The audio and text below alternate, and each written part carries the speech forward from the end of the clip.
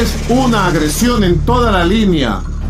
You or your captains can make the decision as to what they want to do. Right? Las comunicaciones con el gobierno de Estados Unidos están deshechas. Billions of dollars of drugs are pouring into our country from Venezuela. Con amenazas y por las malas, nunca jamás habrá nada.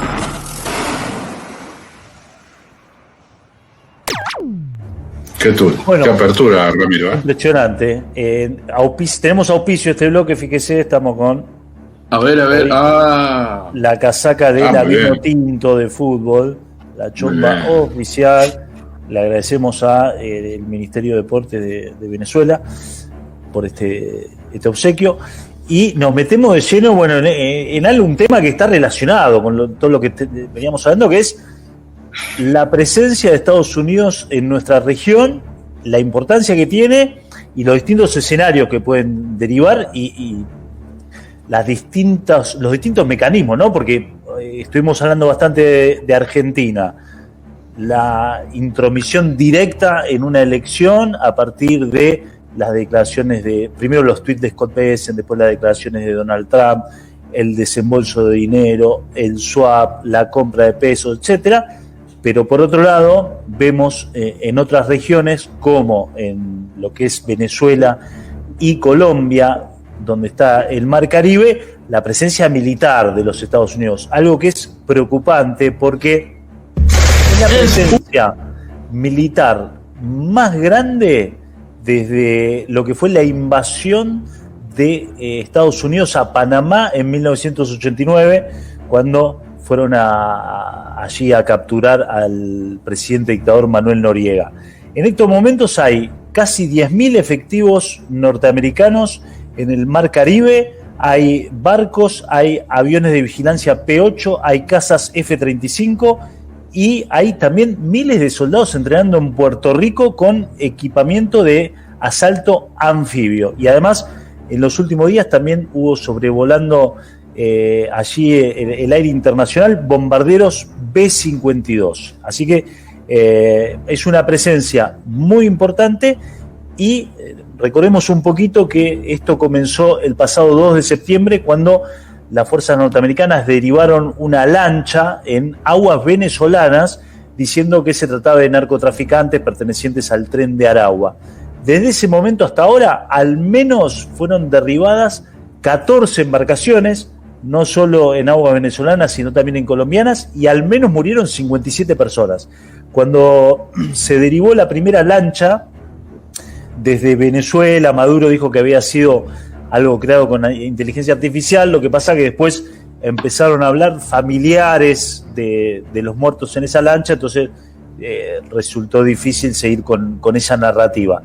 Lo cierto es que derribar o aniquilar una lancha y su tripulación en aguas de un país es un elemento para constituir una guerra, ¿no? Obviamente es muy difícil que un país de Sudamérica se proponga ir a la guerra con Estados Unidos, pero hace poco Maduro dijo que tenía 5.000 misiles rusos dispuestos en pueblos, aldeas y montañas, listos para combatir, y está llevando también todo un entrenamiento y una convocatoria a la civilización, la ciudadanía, para que participe en la defensa de Venezuela. Es un escenario nuevo, ¿no? Porque veíamos desde hace unos años la intromisión de Estados Unidos a través de maniobras de inteligencia, a través de la promoción de determinados candidatos, en Venezuela fomentando sobre todo lo que tiene que ver con la oposición, pero bueno, un escenario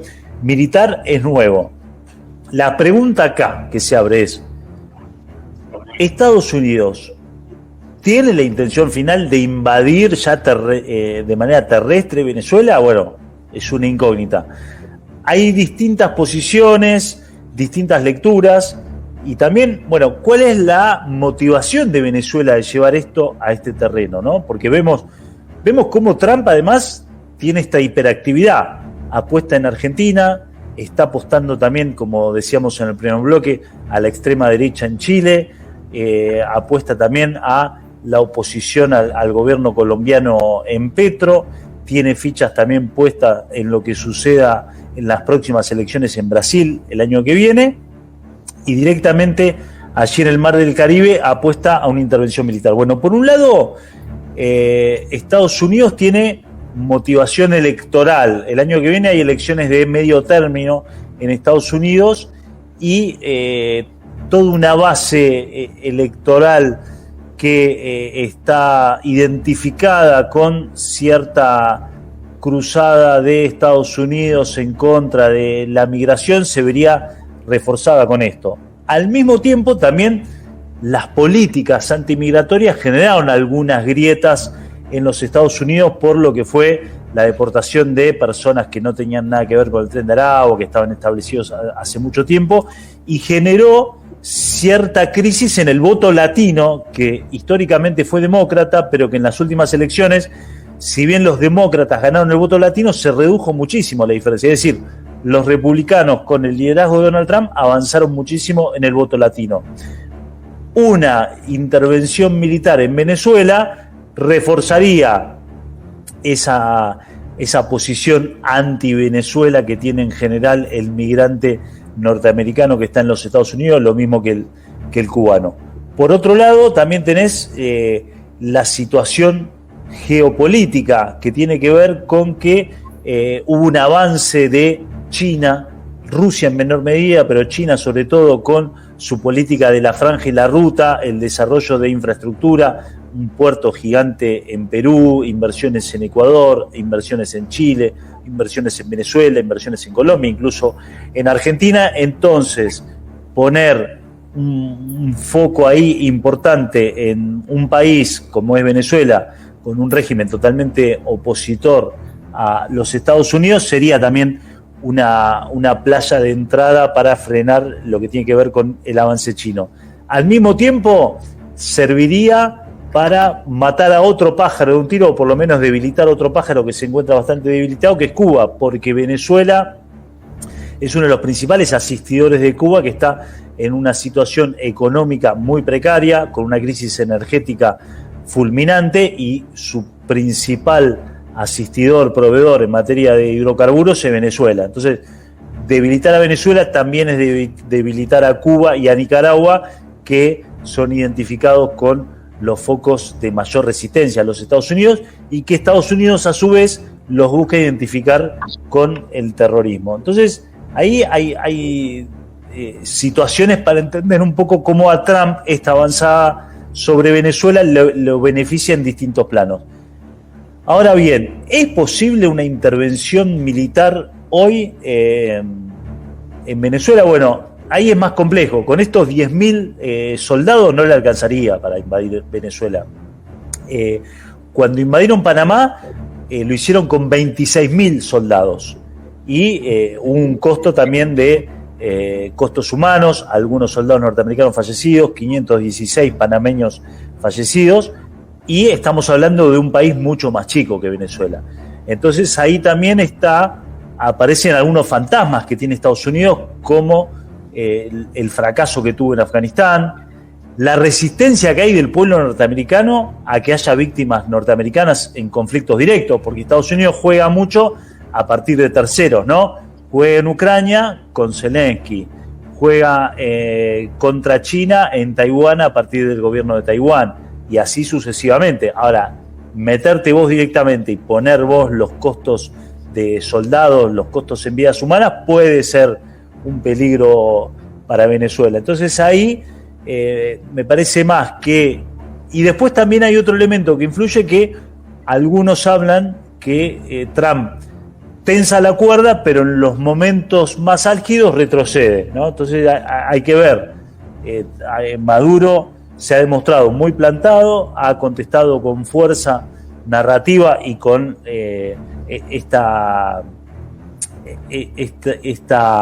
este relato sobre los 5.000 misiles rusos, que además se sabe que Venezuela tiene estos misiles rusos, que son misiles de alcance corto, pero que sirven para derribar drones y otras aeronaves, y también pueden servir en caso de una invasión terrestre.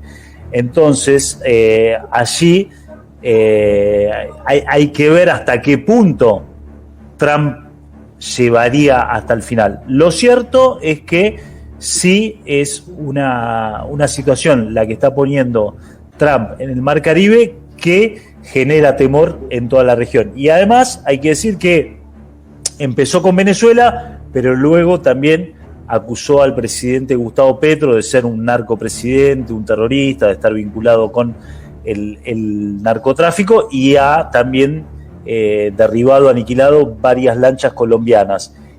Ahí también hay que señalar que Marco Rubio, el secretario de Estado norteamericano, tiene vínculos con congresistas. Hay congresistas en los Estados Unidos que están vinculados directamente con Álvaro Uribe, el expresidente colombiano y un faro de la derecha colombiana, y que meten presión en ese sentido en contra de Colombia. Entonces ahí tenés un juego, ¿no?, de cómo Marcos Rubio utiliza también estos congresistas y cómo va trabajando esa oposición al gobierno de Gustavo Petro en distintos planos, ¿no? Por el plano militar, por el plano de una nueva guerra contra el narcotráfico. Recordemos que durante la década del 90 Estados Unidos planteó este escenario de la guerra al narcotráfico, la guerra a las drogas, y eso le permitió la intervención militar en Colombia. Colombia es el país en Sudamérica que más bases norteamericanas tiene, y generó un costo enorme en vidas humanas en Colombia. Toda esta guerra que nunca tuvo ningún éxito, pero que es una excusa de Estados Unidos para instalarse con bases militares y tener presencia militar en territorio colombiano. Entonces, ahí vemos los distintos escenarios que se están promoviendo, y obviamente que genera una alerta, ¿no? Porque en épocas de democracias consolidadas ya muchos años en la región, que vos tengas esta presencia militar en Sudamérica realmente enciende todas las alertas. Y después hay un elemento más que tiene que ver con no solo la presión militar, sino que esto que pasó hace poco, ¿no?, que un poco pasó desapercibido porque justo fue en la misma semana que Donald Trump gestionó esa paz en Medio Oriente de la que hemos hablado en otros momentos, que fue el Premio Nobel de la Paz a Corina Machado, la principal opositora venezolana. Entonces vos ves cómo hay una presión sobre Venezuela desde el plano militar, pero también desde la socialdemocracia, ¿no? Y en el marco de ese premio que le dieron a Corina Machado, el Partido Demócrata de los Estados Unidos no se quiso quedar atrás y premió a la activista venezolana Zairán Rivas con el premio Hillary Rodham Clinton, otorgado por el Instituto Georgetown para la Mujer, la Paz y la Seguridad. Entonces ahí vemos cómo tenés el Premio Nobel de la Paz a Corina Machado, el premio de los demócratas, el premio Hillary Clinton a una activista venezolana, y la presión republicana sobre el territorio venezolano y el territorio colombiano. Entonces, bueno, distintas facetas de una presión. Y ves también cómo, porque he leído publicaciones socialdemócratas, progresistas, de izquierda, pero que dicen, bueno, ¿cómo hacemos para que se pueda llegar a una claudicación del régimen de Maduro sin que haya un costo en vidas humanas y demás? Es decir, no se escucha un fuerte pronunciamiento en contra de la presencia militar norteamericana, sino cómo poder generar una derrota a Maduro. Entonces, bueno, ahí creo que se abre un panorama muy complejo y muy complicado en la región, Felipe, Chelo. Claro, ahí está la militarización de un continente que generalmente fue un continente desarmado, sobre todo en cuestiones de la democracia, la entrada de los yanquis en Colombia, vos lo mencionabas ahí, y lo que contaba el otro día Jerónimo Guerrero Iraola, que pasamos en exclusiva las imágenes de la base militar ahí en las Islas Malvinas, ¿no? Como poco a poco, como quien no quiere la cosa, se va militarizando el territorio, ¿no? Porque, bueno, la situación ya está bastante compleja. Trump, siempre lo hablamos con Ramiro, Felipe, que Trump siempre parece que te va a invadir y termina comiendo ñoquis con el de Corea del Norte, ¿viste? Entonces, siempre hay como una estrategia que uno ya le conoce más o menos el juego, pero hay que ver hasta cuándo él va a seguir jugando ese juego y no vaya a ser que en algún momento dé una sorpresa. Por el momento es como casi una acción de policía, ¿no? sobre Venezuela, porque atrapar narcotraficantes, a pesar de la violencia, ¿no? Es como una acción de policía. En algún momento se autodenominaban el gendarme del mundo. Claro, esa recuperación, ¿no? de esa mística norteamericana, que me parece que es donde golpea al ciudadano norteamericano, donde recupera esos valores de la potencia hegemónica en aquel momento que estaba en Guerra Fría, ¿no? Sí, hay dos elementos que son interesantes resaltar en base al comentario de Ramiro, que decía esto de el premio Nobel a Corina Machado y de los demócratas a esta otra activista venezolana. Hubo un dato este fin de semana, que cuando se otorgaba, el momento que se otorgaba, hay una tradición en Noruega, que en el momento que se otorga el premio Nobel de la Paz, hay una organización no violenta, una organización pacifista, que congrega un montón de organizaciones, que hace una marcha de antorchas como en el preámbulo, en el prólogo de la ceremonia. Y este año no se lo hizo. Y no se hizo en repudio a justamente a la entrega del Premio Nobel de la Paz a María Corina Machado, por considerar que los argumentos por los cuales se le otorgaba este premio van en contra de los estatutos o de los que llevó adelante al Comité Nobel a otorgar cuáles son los valores y los ideales que destacan originalmente para otorgar un premio Nobel de la Paz.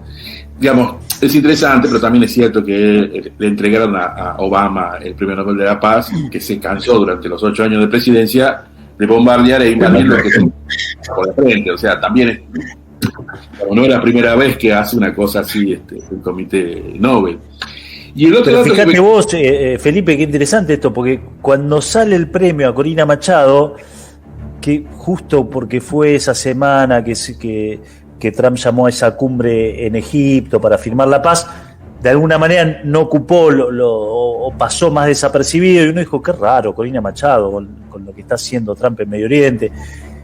Y fíjate que Trump tenía, porque digo, todo esto fue planificado, vos no movilizás 10.000 soldados de un día para otro, digo, acá hubo una planificación y hay un objetivo estratégico de Trump en Venezuela, teniendo en cuenta además que él en el 2019 ya había hecho, en su gobierno anterior había hecho una avanzada contra Venezuela e incluso había tirado la idea de una invasión militar sobre Venezuela y a ver quién se prendía, si se sumaba la Colombia en ese momento que estaba Santos, la Argentina de Macri y demás. Hubo un llamado que varios países sudamericanos, no, invasión militar mejor no, y no hubo el consenso, pero ese plan estaba, como quedó en la nada, y como además Trump, si bien vendió el tema de la paz en Medio Oriente, que es una paz muy endeble porque siguen habiendo ataques israelíes en Gaza, no logró la paz en Ucrania, la situación en Asia en general es compleja, la situación entre China y Taiwán y demás,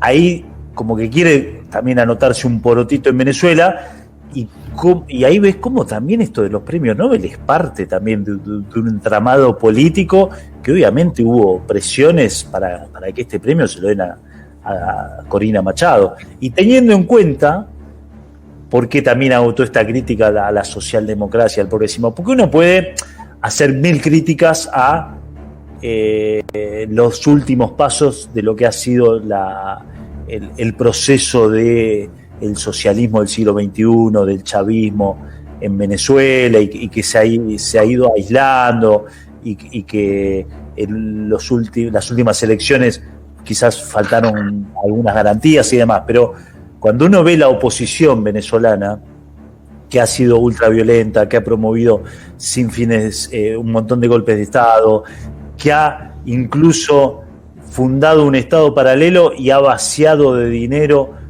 con la congelación de activos venezolanos en el exterior, generando directamente una crisis económica a los ciudadanos venezolanos, y que incluso ven con buenos ojos una intervención militar sobre Venezuela, uno no puede medir al gobierno venezolano con las normas o las medidas como si estuviésemos hablando de Suecia-Noruega en un contexto de una violencia política súper álgida y con muchos años de historia. Sí, y además creo que hay que tener en cuenta que, como vos decías, Rami, que hay como una hiperactividad en Trump.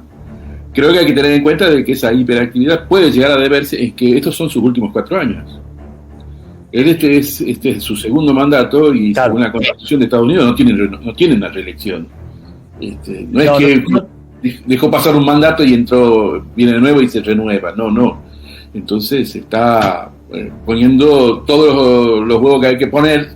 Toda la carne al asador. Está bien, es mejor ese ejemplo. Toda la carne al asador. La barbacoa. La barbecue. Y sí, no me sale en francés. Y creo que por eso está llevando adelante esta multiplicidad de acciones y que obviamente lo que quiere es también me da la sensación, es dejar sentado un esquema que después le pueda dar una continuidad, un sucesor en este esquema de imperialismo mucho más desarrollado que está tratando de mostrar, incluso hasta torpemente, pero que quiere llevar adelante Donald Trump, ¿no?